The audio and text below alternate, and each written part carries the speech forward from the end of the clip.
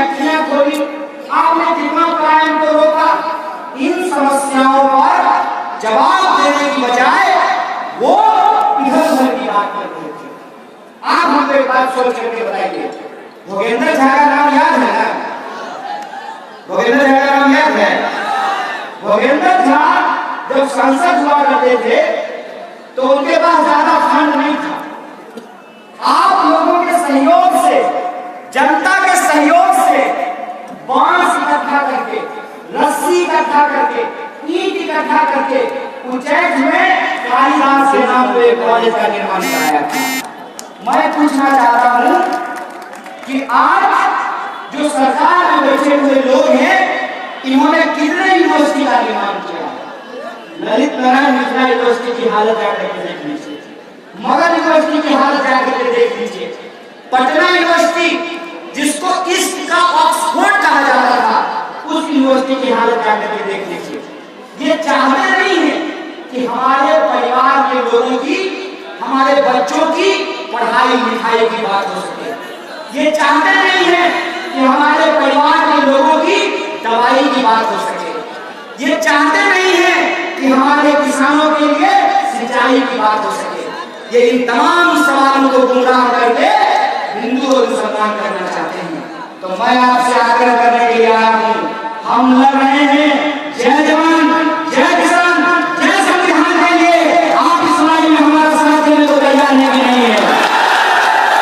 सब लोग तैयार हैं? एक फिक्र नहीं होती है। हम सड़क से इसलिए आते हैं, एक नौजवान ने हमको पूछा कि आप गाड़ी से क्यों आते हैं? हम बोले एक पंथ दो काज होता है। गाड़ी से इसलिए आते हैं कि जनसभा भी हो जाती है, इलाका भी घूम लेते हैं, रोड शो भी हो जाता है, और इनके घरों के आसपास से गुजर करके इनकी हिम्मत कितनी है इसकी भी पड़ताल कर लेते हैं।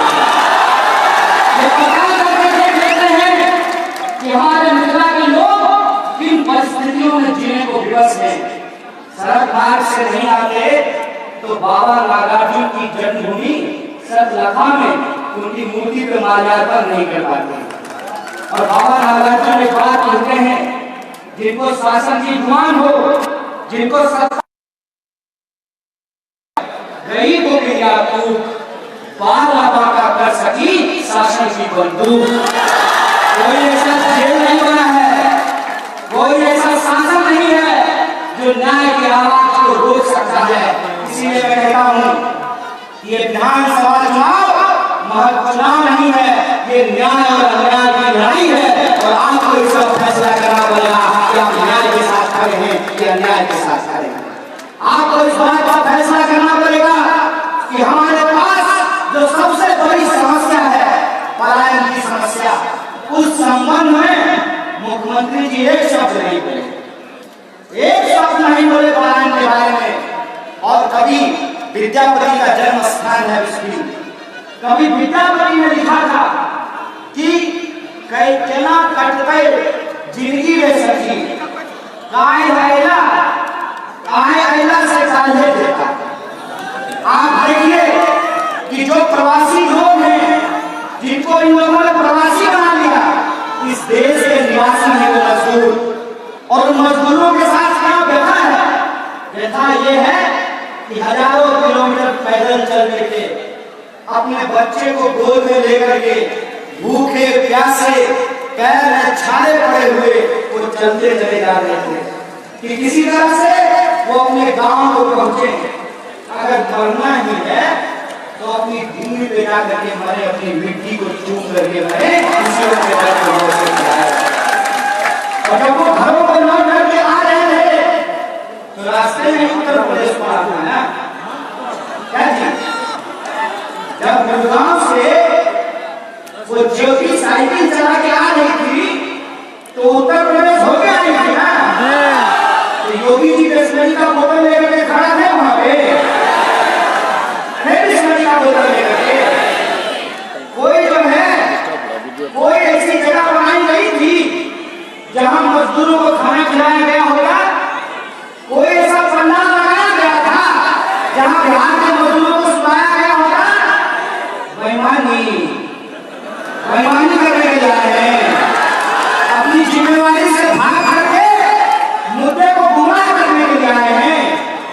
कहते हैं कि राम जी का मंदिर बनेगा तो न्योता देने के लिए आए हैं। ऐसा है, राम को मानने वाले लोगों के दिल में प्रभु श्री राम रहते हैं, तो किसी मंदिर में मोहताज नहीं है। कहते हैं कि बात कही गई है, गोलू झा के बारे में बात कही जाती है कि गोलू झा एक बार पेशाब कर रहे थे, तो उनको लोग कहा कि उधर मत पेशाब कीजिए, उस तरफ मंदिर है। तो यत्र विष्णु तत्र विष्णु, तो वहां पता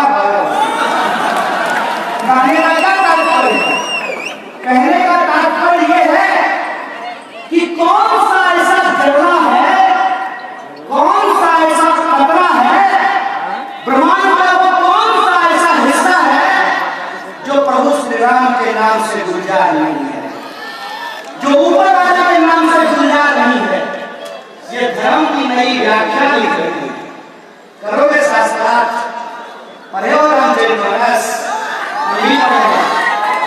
और ये मंडन विश्व की धरती है, याद दिला देते हैं। शंकराचार्य को धर्म कर्म के सवाल को हमने प्रयास किया है।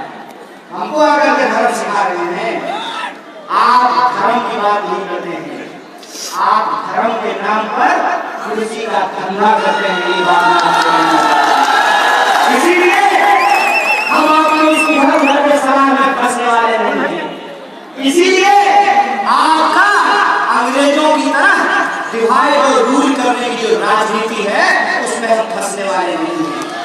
डाइवर्ट और रूल करने की जो आपकी राजनीति है उसमें हम फंसने वाले नहीं हैं।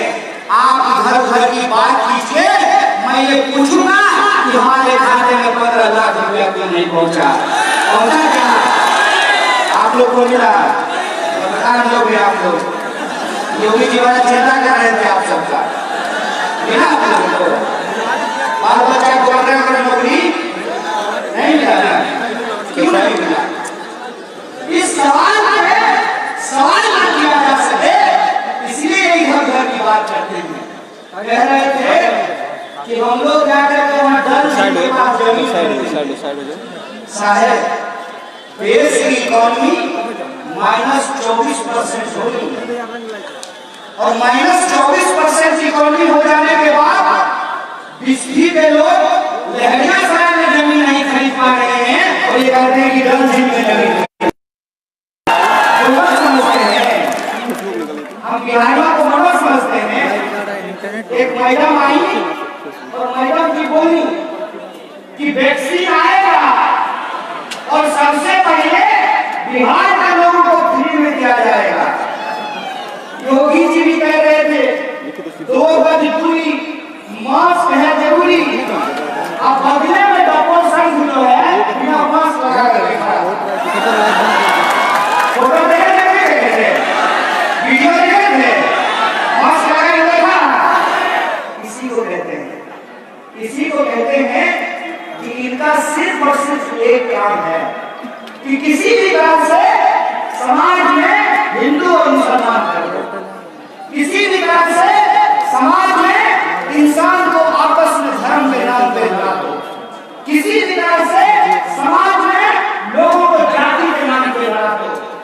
एक प्रश्न आप सब लोग हमको बताइए, कोरोना वायरस धर्म पूछ करके लग रहा है, डेंगू का मच्छरदानी पूछ करके काटता है, अब पेट की भूख ऐसा थोड़ी होता है कि भूखमरी से तिलक लगाने वाला मरेगा और टोपी पहनने वाला नहीं मरेगा। ऐसा होगा क्या कि मलेरिया का मच्छर आएगा, पहले आपसे आपका नाम पूछेगा, आप करिएगा नाम तो काट लेगा, आप करिएगा नहीं तो छोड़ देगा। ऐसा होता है क्या? हम आपको थोड़ा समझते हैं। इनको क्या लगता है? इनको यही लगता है कि चुनाव का बात है, थोड़ा धर्म का बात कर दो, थोड़ा जात पात कर दो, तो कोई हमारे विकास के सवाल पर प्रश्न नहीं खड़ा करेगा। मैं पूछता हूँ कि मैं भी जब रास्ते से आ रहा था, सतलखा गांव गुजर रहा था, तो विकास हमको रास्ते के किनारे पड़ा हुआ मिला, हम बोले hello how do you do. Vikas हमारी क्या हालत है? विकास बोला टांग टूट गई है, चल नहीं पा रहे हैं। चले थे पटना से, सड़क के गड्ढे में ही उलझ करके रह गए, आगे जा ही नहीं पा रहे। विकास के सवाल का जवाब मेरे पास नहीं है। अपने मुंह से बोले हैं, हम नहीं बोले। बोले हैं कि 80 करोड़ लोगों को मुफ्त में अनाज दिया गया। अब दिया गया कि नहीं दिया गया ये अलग सवाल है। कम से कम गलती से ही सही ये बात तो आपने स्वीकार कर ली ना कि देश में 80 करोड़ लोग